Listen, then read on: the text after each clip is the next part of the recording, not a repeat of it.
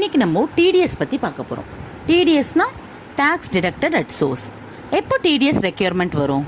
2 time, A or B whichever is earlier. இது ரெண்டுத்துலையுமே எது ஃபஸ்ட்டு நடக்குதோ அது. என்ன அந்த A or B? First A is at the time of payment, B is at the time crediting the account of பேயி.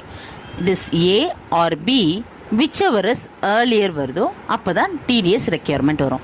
Normally இது இப்படி தான் இருக்கும். ஆனால் ஒரு 7 கேசஸ்க்கு மட்டும் டிடிஎஸ் டைம் ஆஃப் பேமெண்ட்டில் வரும்போதே நம்ம டிடக்ட் பண்ணிவிடுவோம். என்னம்மா, 7 கேசஸில் மட்டும் டிடிஎஸ் எப்போ டிடக்ட் பண்ணுவோம்? at the time of payment. அப்போ இந்த at the time of payment or at the time crediting the account of payee whichever is earlier, இந்த கான்செப்ட் ஒர்க் அவுட் ஆகாது. எதுக்கு? இந்த 7 கேசஸ்க்கு மட்டும். என்ன அந்த 7 cases? salary under section 192, EPF payment under section 192A, dividend under section 194, winnings under section 194B, BA, BB, maturity of life insurance policy under section 194DA, compensation on compulsory acquisition of property 194LA, cash withdrawn from bank 194N. இந்த 7 கேசஸ்க்கு மட்டும் at the time of payment இருக்கும் போதே நம்ம TDS deduct பண்ணிப்போம். Okay, next concept. Suppose இப்போ payee அவர் pan furnish பண்ணவே இல்லை பேயர்கிட்ட. ஏன்னா பேயி தான் டிடக்டி, பேயர் டிடக்டர். ஸோ இந்த டிடக்டர் கிட்ட நம்ம பேன் கொடுக்கணும் இல்லையா?